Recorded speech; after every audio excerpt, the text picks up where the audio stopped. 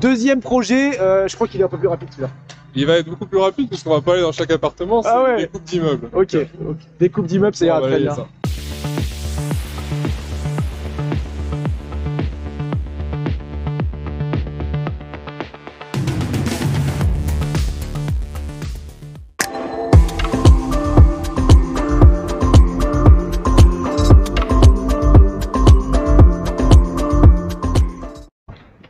Allez, on se retrouve à Longjumeau cette fois-ci. Donc, on a une quinzaine de minutes de Saint-Germain, là où on était juste avant.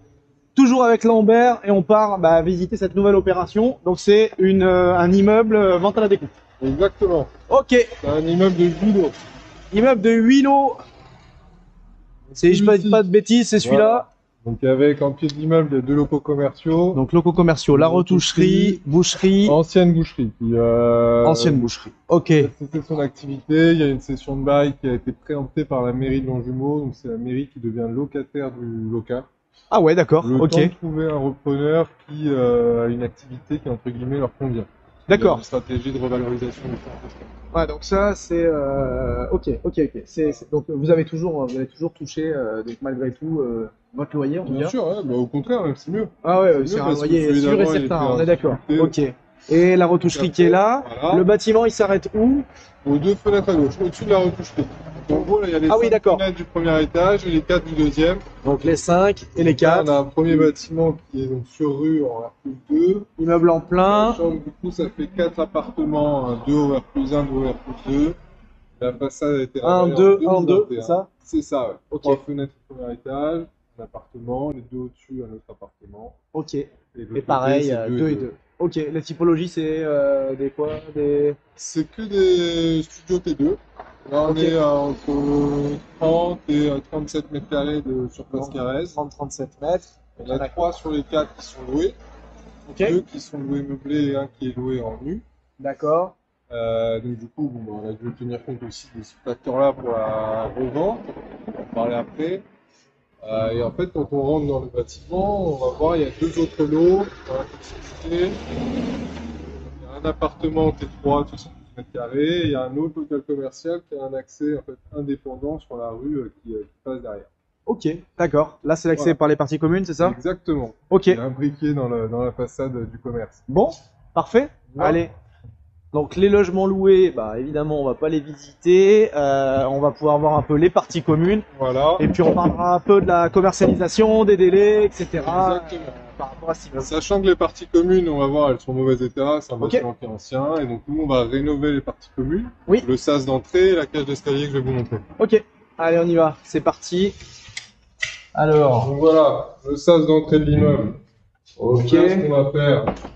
Globalement, on va gratter les murs, enduire, repeindre, karchériser le sol pour avoir quelque chose de propre. D'accord. Ah oui, d'accord, ok, on arrive sur une cour commune. Donc à droite, c'est la continuité du local qui était avant une boucherie.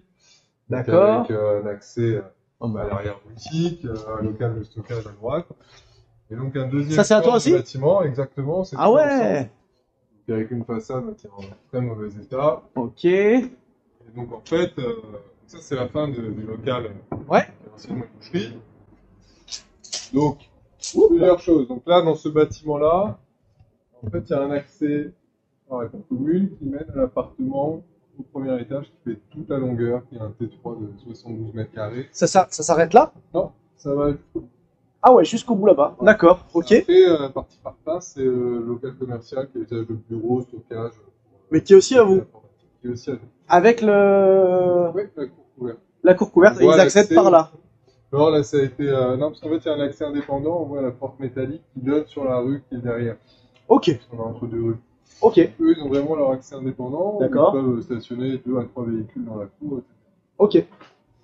Ok. Donc, en gros, ce qu'on a fait, c'est qu'on s'est dit qu'on va refaire les parties communes, mais pas cette façade-là. J'ai fait faire un devis.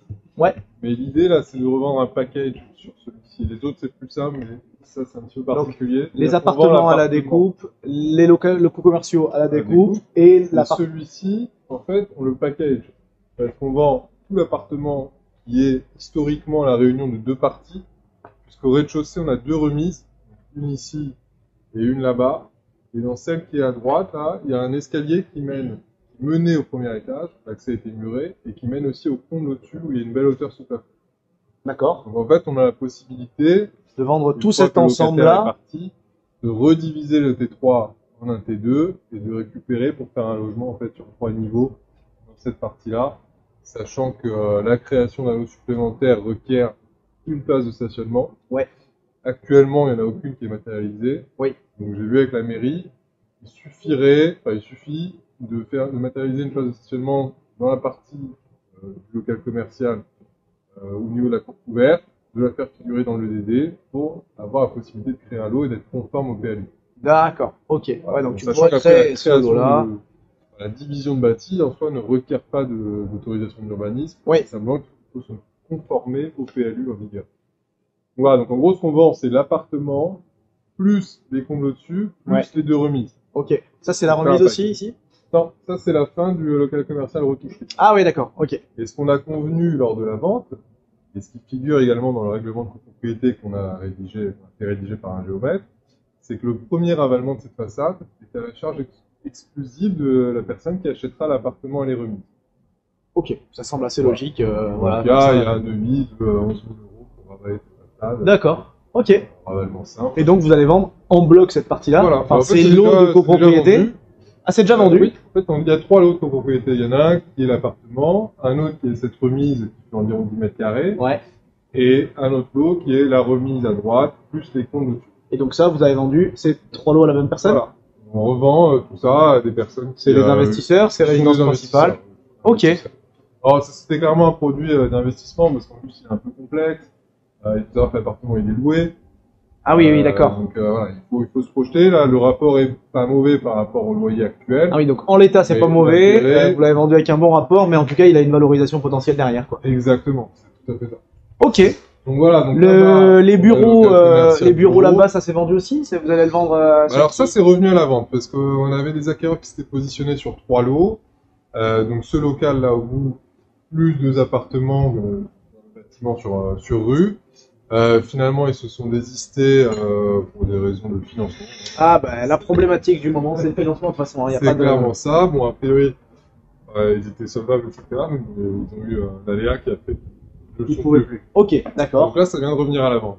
Ok. Mais donc actuellement, on est toujours sous promesse de vente. On devrait réitérer. Vous pour acheter. Titrer, ok. Titrer. Initialement, c'était le 10 février. Ça a été repoussé. Donc là, c'est imminent. D'ici 15 jours, on devrait réitérer. Ok. Donc vous serez propriétaire. Voilà. Donc on attend la date. Financement bancaire. Authentique. Le financement bancaire est acté également. Là, sur cette opération, je suis en association. Avec un couple de marchands de biens aussi qui font partie du cercle. Membre du cercle. Salut à nos amis bordelais, Rod et Oriana. Exactement. Donc ce qu'on a fait, c'est qu'on a créé une SNC pour s'associer. Pour l'opération. Okay. Eux-mêmes ont une structure commune. Ouais. Donc on est à vos structures de marchands et en dessous la SNC qui porte l'opération. Ouais, globalement, c'est ça. Voilà. Un tout petit peu plus compliqué l'organigramme, mais globalement, c'est ça. Globalement, on est ok. Et donc, du coup, il y a 2 lots qui ont pété en commercialisation. Enfin, 3, on va dire. 3, voilà, exactement. Mais du coup, il y en a d'autres qui sont déjà en vente. Il y en a 4 qui sont en vente. On va signer les promesses d'achat parce que c'est parti sur ce format-là puisqu'on n'était pas encore titré sur les 4. D'accord. Donc, promesse d'achat, c'est pourquoi? Parce que à partir du moment où on n'est pas titré, normalement, c'est quand même... Ouais, les notaires sont plus réticents, hein, on est d'accord. 20 mois de carré, c'est ça. On lève l'option d'achat dès lors qu'on est titré. Tout à fait. En fait, promesse cinématique, ouais, tout à fait. Donc, ça permet aux acquéreurs d'aller chercher leur financement. Exactement, ça permet d'avancer. C'est vrai que c'est pas forcément des formats qui sont très connus, mais... Ça se fait bien. Et les locaux commerciaux, vous les avez aussi commercialisés déjà? Enfin, ces deux-là? Bah alors la boucherie, finalement, pareil, on avait vendu, mais c'est revenu à la vente parce que voilà, les conditions de l'acquéreur ont changé entre temps, donc nous on a accepté ça. Oui, c'est pas l'acquéreur qui négocie, il faut que c'est validé. Hein, donc, mais bon là, finalement, ça devrait être revendu assez vite puisque j'ai fait des visites et des personnes très intéressées, donc bon, ça devrait partir assez vite. Au final, on est sur une stratégie de revente avec des prix quand même très attractifs. D'accord. Parce qu'on tient compte du marché. Voilà, on sait qu'actuellement il y a quand même une demande qui est un petit peu en berne, des financements qui sont difficiles à avoir, etc. Et on a une marge qui nous permet de revendre à des prix qui sont compétitifs, sachant que notre stratégie aussi, c'est d'avoir un temps de portage qui soit le plus Beaucoup possible. Ouais, bah, bien sûr. Parce que là, du coup, si vous avez 4 lots avec promesse d'achat, déjà, donc vous avez 4 lots sur vendus, vous en aurez peut-être un local commercial de plus, Exactement. fait 5, et ensuite il vous reste 2 apparts plus... C'est ça. Les 12 appartements, ils vont partir vite aussi, puisque ils étaient partis très vite en fait. Ok, ouais, mais vous avez arrêté de commercialiser une fois qu'il y a quelqu'un. Sur les petits prix, on est sur du 100 000, 110 000 euros. Ok, 110 000 euros pour les apparts. Sachant que ici, on est sur des prix de marché qui sont supérieurs à ceux qu'on propose. Donc celui qui est vide, par exemple, c'est un 37 mètres carrés à 50 000 euros. Normalement, il est à rafraîchir, mais c'est des biens qu'on trouvait, en tout cas il y a un an, à 160, 150, 160. Ouais, donc vous êtes en dessous du prix du marché, sachant qu'il y a potentiellement des locataires, enfin ils sont loués, peut-être, certains. Il y en a un qui est vide. Ouais, un vide. Il y en a un autre qui va revenir en commercialisation qui est loué, d'ailleurs le locataire potentiellement intéressé pour l'acheter également. Ah, ok. Donc tu peux, ranger. Ouais, d'ailleurs vous avez fait Loiriac. Non, on n'est pas en Loiriac, parce que il y a que 5 lots d'habitation, les 3 locaux commerciaux, et à Loiriac, c'est au-dessus de 5. Ah, ok. Donc le fait, il y a 8 lots dans la copro, mais il y a 3 lots commerciaux. Donc c'est plus de 5 lots d'habitation. Par contre, on est sur une première mise en copropriété. Et donc il faut purger le droit de préemption des locataires. Ouais. Et le droit de préférence aussi sur les locaux commerciaux. Donc ce qu'on a fait concrètement, donc sur cet immeuble, on a prévu de rénover les parties communes.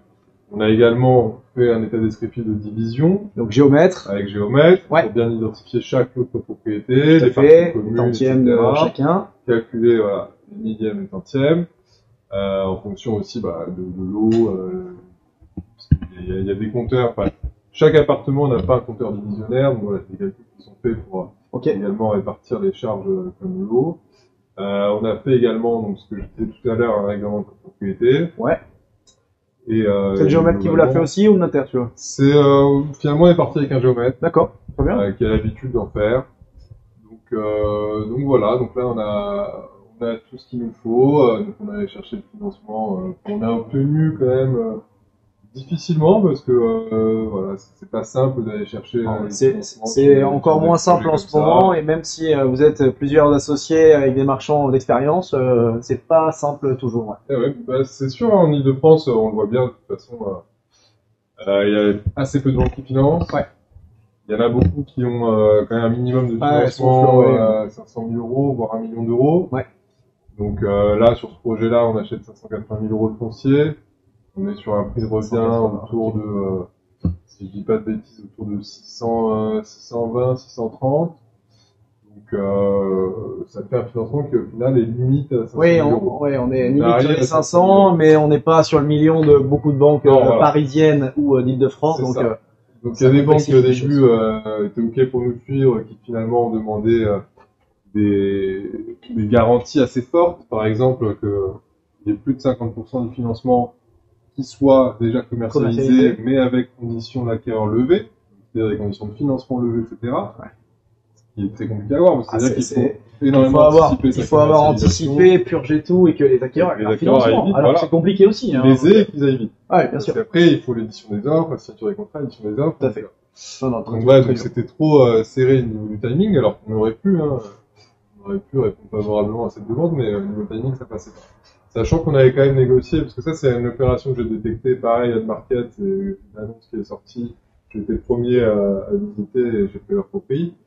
Et qu'est-ce que je voulais dire? En termes de délai, tu avais j'ai fait une offre au prix, mais avec des conditions, donc 6 mois, j'avais pas encore parlé du délai à ce moment-là, mais j'avais expliqué que en marchant bien, on allait avoir besoin d'un peu de temps pour aller trouver un financement. Tout à fait. Et finalement, on a acté 6 mois entre la promesse et la réitération. Ouais. J'ai demandé aussi dans l'offre l'autorisation de commercialiser. Ouais.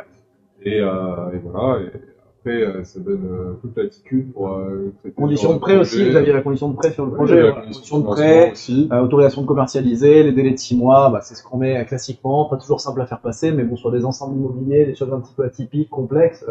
Sur ce genre de projet, c'est le meilleur moyen pour réduire le temps de portage, parce que quand il y a 8 lots, voilà. L'avantage, là, qui vont revenir à la vente. Je calcule globalement, je connais pas les loyers, mais j'imagine que vos loyers, malgré tout, que vous avez des locaux commerciaux, même si vous les vendez pas de suite, ou les 3 locaux commerciaux, et des apparts loués couvrent une partie de vos intérêts Exactement. bancaires. Ouais. En fait, là, quand je l'ai acheté, bon, il y a un locataire qui est parti, c'est pour ça qu'il y a un appartement vide. Ouais. Mais quand je l'ai acheté, on était sur un rapport locatif brut de 11%. Ah oui, d'accord. Ouais, donc une rentabilité de 11% à l'acquisition. C'est ça. Après, voilà, il y a des travaux, etc. Bien sûr, bien sûr, bien sûr. Mais c'est sûr que les loyers vont couvrir quasiment en totalité des intérêts bancaires, Ouais. ce qui aussi permet d'augmenter la marge. Bah, ça augmente la marge parce que vous ne payez pas d'intérêts financiers finalement. En fait, s'ils sont compensés, Oui, c'est voilà. Donc c'est comme si vous achetiez cash. Là-dessus, c'est rassurant aussi. Après, c'est vrai que les taux sont quand même très Élevés, élevés. Pareil, moins on a de stock, mieux Ah on bah, se porte on est dans bien l'état actuel du d'accord. marché. On sait est bien pas comment d'accord. ça Non, va non, mais évoluer. c'est pour dire que même des immeubles et des biens qui sont déjà loués, mais qui sont bien valorisés, parce que 11% malgré l'état de l'immeuble, il y a des choses à faire, etc. C'est quand même tout à fait cohérent. Ah, Et du coup, dès que vous allez vendre, vous allez réduire votre charge, mais malgré tout, vos intérêts à se payer quasiment. Et puis voilà. Non, mais complètement. Et donc du coup, projet, donc tu as dit coût de revient, quelque chose comme 620, 630. C'est ça. Et puis des marges, pareil, les marges marchands.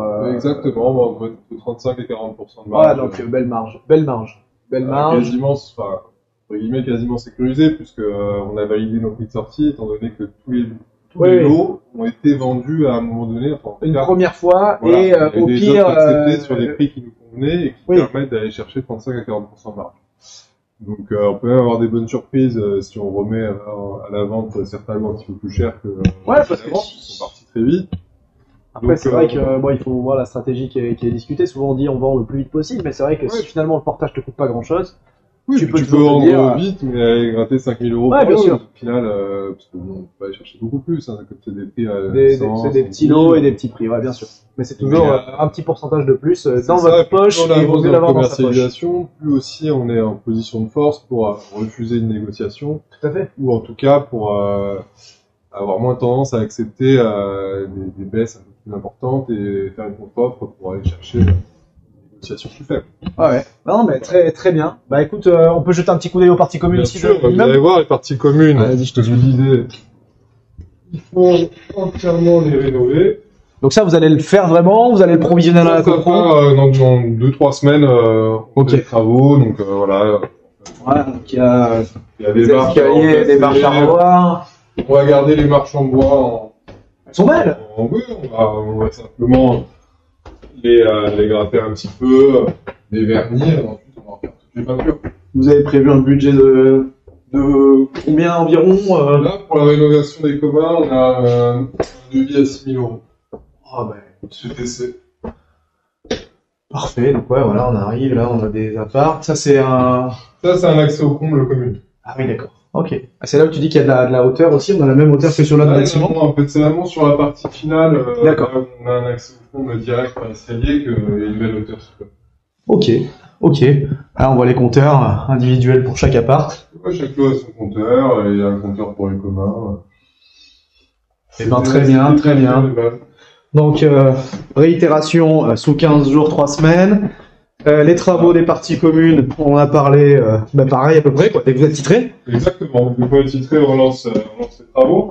Et vos promesses d'achat, pareil Ça aussi. peut être, ça va nous aider dans la commercialisation s'il nous reste des lots à vendre. Tout à fait, ouais, bien sûr. Actuellement, ce qu'on propose aux acquéreurs, souvent des biens à rafraîchir, voire rénover, plus une projection à faire sur les parties communes. Tout à fait. Parce que certes, lorsqu'on signe les promesses d'achat, on met en annexe le devis de rénovation des communs, donc c'est bien spécifique ce qu'on va faire, etc.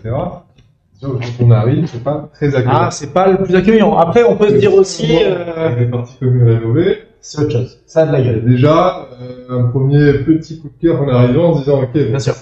Ouais, non, c'est vrai que l'avantage pour les acquéreurs, c'est que la façade sur rue ayant été ravalée en 2021, celle-là va être prise en charge par les seuls acquéreurs de ces lots-là. Ouais. Partie commune refaite. là, ils se retrouvent avec peu de charges, finalement, à prévoir sur des frais et des travaux. Et d'ailleurs, on a fait aussi un DTG. DTG, c'est Diagnostic technique obligatoire global, voilà, pour pour l'état du bien, en termes de sécurité pour les marchands, et puis pour avoir un De toute état façon, c'est d'immeuble, obligatoire pour obligatoire, une propriété. Et en plus, c'est vrai que ça permet de lever une certaine responsabilité sur le gros œuvre de l'immeuble. Et on se retrouve aussi avec un chiffrage des coûts de travaux éventuels qui sont non mentionnés dans le DTG, et du coup, ça permet de rassurer tout le monde, en fait. C'est ça. C'est ça. Bon, bah, très bien, belle OP. Donc du coup, on a visité 2 OP de Lambert, 2 OP on market. Exactement. Le Bon Coin et ton ami. Ah bah, ouais, globalement, c'est ça. Ton meilleur ami. Non, mais ça demande d'y passer du temps, donc je consacre ça, bien sûr. L'idée, c'est quand même d'avoir un réseau d'apporteurs d'affaires. Ouais. Mais comme quoi, on peut trouver des belles opérations sur le Bon Coin, globalement. Et puis, en fait, tu dis, ouais, on peut avoir des apporteurs d'affaires, mais au départ, quand on se lance, enfin, toi, tu avais fait de l'immobilier locatif auparavant, mais est-ce que sur ce secteur, c'était sur ce secteur que t'étais ou pas du tout? Non, mais j'étais pas forcément sur ce secteur-là, donc c'est pour ça que je repartais un peu à zéro au niveau des contacts. Bah voilà, donc il fallait aller se créer du réseau, et puis au départ, il faut aussi faire du haut de market, ça marche bien. Petit à petit, ça vient, mais bon, voilà, on sait bien que des opérations marchent bien, enfin, qui soient vraiment intéressantes avec des belles marges. Les agences, elles en ont peut-être une par an et encore. C'est ça. Le temps d'avoir un réseau suffisamment dense pour qu'il y ait des opérations récurrentes qui rentrent, je suis pas encore, donc j'ai la nécessité de faire du on-market, de la détection Et comme sur quoi, les différents réseaux. Et ça marche bien. C'était des opérations, donc tu as dit détectées en 2022. Ouais. On est actuellement début 2023, comme on l'a vu. La première opération de division parcellaire, on a une prévision de sortie optimiste à fin septembre. Peut-être que Sans doute fin d'année quand même. il l'avoue. Donc voilà, ça prend du temps, Donc c'est 1 année et demie en gros pour la première opération. Peut-être plus, je te le souhaite pas, mais on sait jamais avec les PC, etc. Un peu plus. Celle-ci plus rapide, mais détectée en 2022, des promesses longues, commercialisation. Je pense aussi. Hein. Ouais, oui, totalement, peut-être, en tout cas. Voilà. Ouais, c'est ça. Sur les derniers lots, etc. Ouais, bien sûr. On aura bien avancé, mais sans doute 1 an et demi pour vraiment clôturer l'opération et voilà, finaliser tout ça. Mais du coup, ça montre que... Et c'est aussi, moi, dans ma stratégie, c'est d'avoir des opérations assez conséquentes, rémunératrices, qui prennent du temps, mais aussi en parallèle des plus petites opérations. Ouais. Tout ça, je voulais plus mettre du temps, de manière à avoir un prévisionnel aussi qui soit stable. Et tu dis ça, ce serait des flips classiques, Voilà, des petites rénovations sur les appartements aussi. Ouais, c'est pour ça que j'ai d'autres opérations qui sont donc des flips sur les appartements. Ouais. Également sur une maison, avec le dépôt d'une déclaration de préalable, ça sera une extension horizontale. Oui. Que je ne vais pas faire. Mais et pour apporter de la valeur, elle est déjà bien positionnée. Je suis déjà de la marge sur la maison simple, seule. Mais pour aider la commercialisation, aller chercher un prix de vente un petit peu plus élevé, tu mets quelque chose en plus. J'aurai voilà, l'autorisation, la DP validée purgée, devis de travaux visuels, de manière à ce que des personnes qui veulent agrandir puissent le faire. Et ça, c'est toujours le même secteur à peu près? Alors Paris, et sud Paris, 91-94. Ok. Sur que le 91, l'Essonne, c'est le secteur où je fais le plus d'opérations, je suis le plus actif. Ouais. Parce qu'au final, il y a des sous-secteurs qui sont très variés, donc on trouve des terrains, des immeubles, des apparts, des maisons, il y a un peu de tout. Ouais, tu regardes tout type d'opération. Je suis intéressé par tout ça. Donc agent IMO, mandataire, apporteur d'affaires, 91-94, parisien. Lambert, il fait des OP, n'hésitez pas à le contacter. C'est vrai que je n'ai pas précisé jusqu'à présent, mais typiquement sur cet immeuble de 8 lots. Yes. Donc on a acheté via une agence. Ouais. On leur a donné l'exclusivité sur les 8 lots. Ah ben. Ils prennent une commission lorsqu'on achète. Sympa. Et voilà, potentiellement 8 quand ils revendent les lots. Bah oui, non, c'est toujours intéressant, mais ça fait partie des deals et puis que ils vous ramènent potentiellement derrière d'autres opérations, ils voient que ça travaille bien. Exactement. Bah, c'est comme ça qu'on fonctionne dans le cercle et c'est comme ça que la plupart des marchands fonctionnent de toute façon. Oui. Mais entre ce qui est dit et ce qui est fait, des fois il y a des différences, mais ça montre qu'on fait ce qu'on dit et on dit ce qu'on fait. Bon, ben merci pour cette vidéo, merci Lambert. Avec plaisir, merci à toi. Et puis on se retrouve un de ces quatre. À bientôt sur la chaîne YouTube. On se reverra pour de prochaines visites d'opérations.